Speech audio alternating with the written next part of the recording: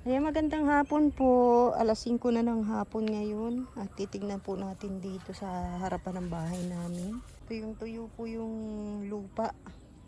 Ito naman pong saluyot. Ayan, natuyo na rin. Lahat po pumangit din, pati yung talbos natin. Nabuhay na naman yung gabi. Ito yung tinanim pong tanglad. At saka meron din doon.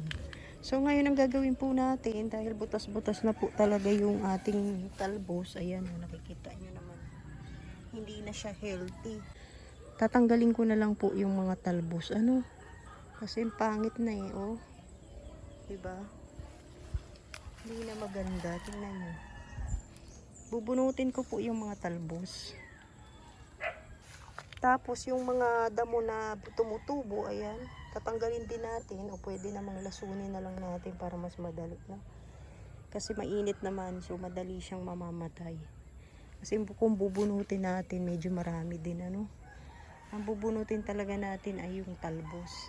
Ay, tingnan nyo yung kamuting kahoy natin, ang pangit din ng dahon. O, diba? Nagkakanda bulok-bulok, pero ang lawak. Masyado ng makapal yung kamuting kahoy natin. Tapos dito meron tayong nakikitang parang kamuting kahoy, may laman na siya, diba? Pero ang haba, may kamuting kahoy lang. Tingnan ko nga rito. Siguro pag hinukay natin to, meron tong laman, no?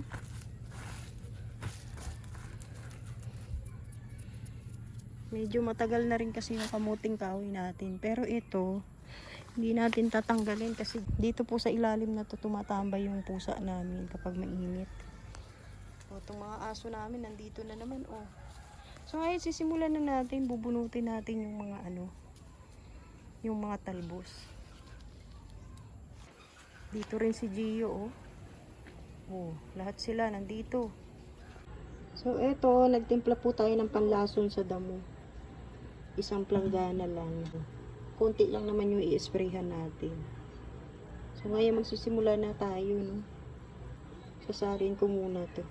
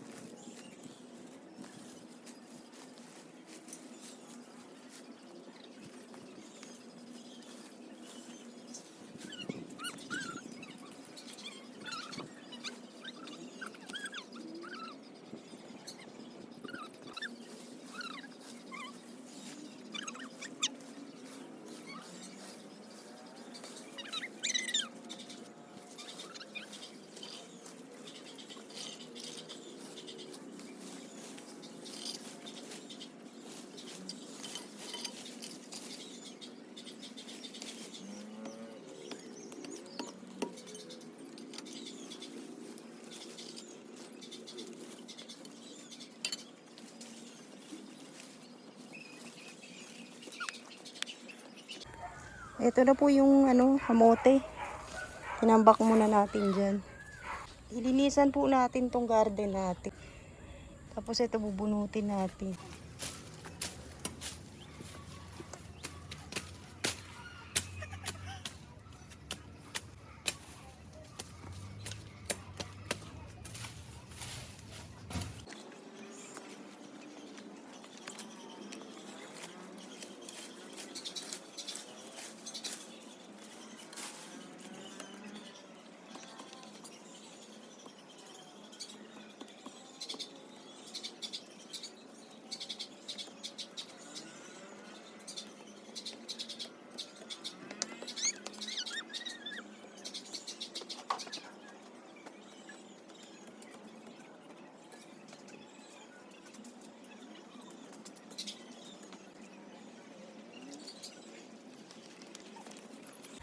Naghuhukay ako dun, titignan ko kung may laman yung talbos ng kamote.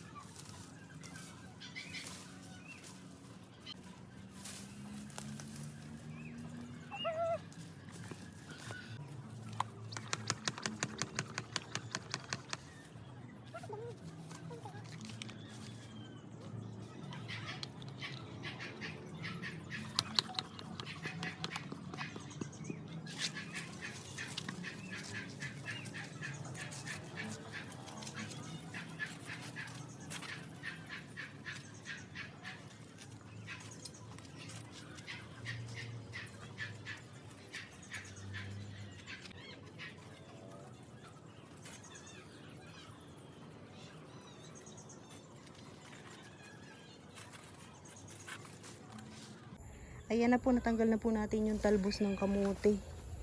Ito po, inisprayhan na rin natin. Ito po, kamustahin natin yung ating tanglad. Ayan.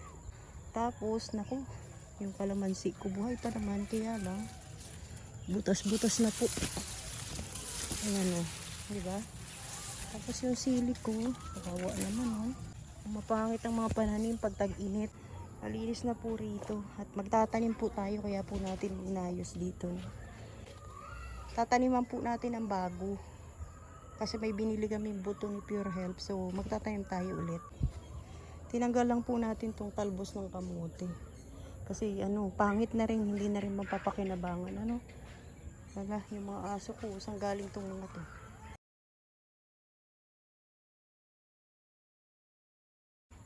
Itatapon natin yung talbos ng kamote doon po sa dulo.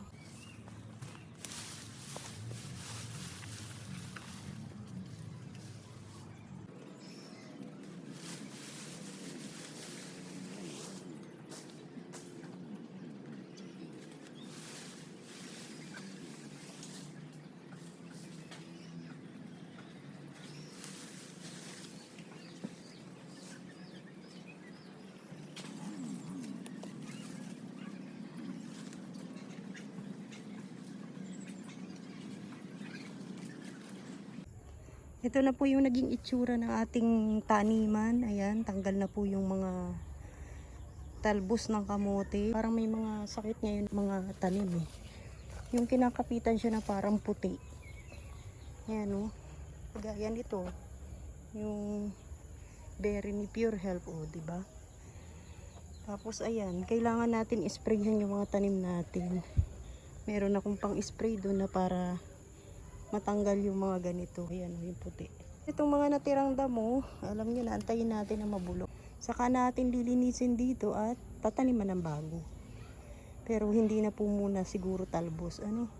May nahukay akong kamote pero sobrang liit naman. Ito oh. Tingnan nyo, ayan oh. Kamote po yan. Yung nahukay ko. Ang liit. Mag-aalas 6 na po. So, itong saluyot naman, tatanggalin din natin yan. Kukunin lang natin yung mga ganito, yung mga buto. Kasi magtatanim tayo ulit ng saluyot.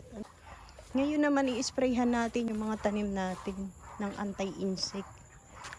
Ayan o.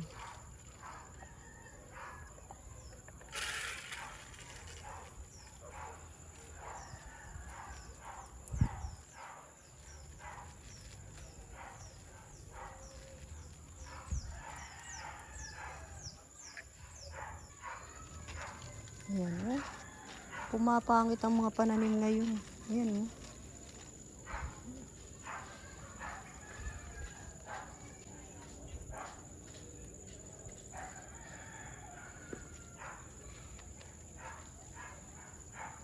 Baka sakaling magbago pa yung itsura ng pananim natin.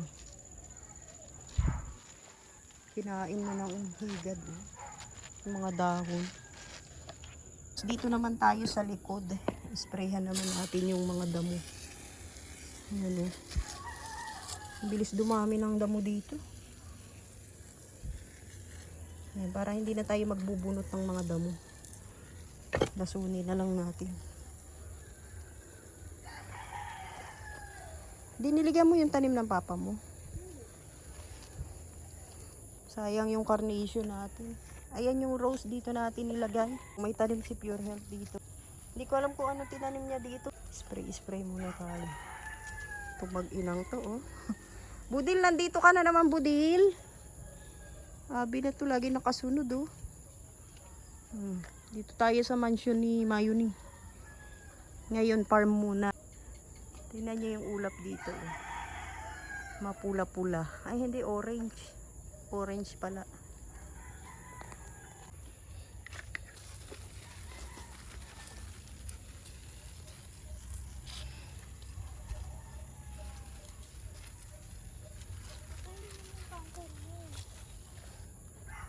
Pati dito sa kabilang bakod, pumangit na rin yung talbos. Tingnan nyo, pati bayabas, kinapitan na rin ng puti-puti. Ganito, tingnan nyo yung bunga, Sa malapitan, ganyan ang itsura niya, Tapos yung talbos dito sa kabila, nanilaw, pumangit din. May sakit ang mga pananim ngayon.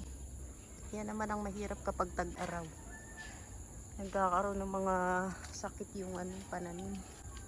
Di na rin tayo makapasok kasi inayos ni Pure Health dito. Oh. Nilagyan na ng net. Di tayo makapunta sa kabila. Naubos naman po natin yung gamot na tinimpla natin para sa mga damo. At na-spray naman natin. Nadiligan na rin natin yung mga pananim ni Pure Health. Hindi pa tayo tapos, kaya lang pagdidilim na po kasi. Padilim na, kaya bukas na lang po natin ipagpapatuloy ang ating ginagawa po dito.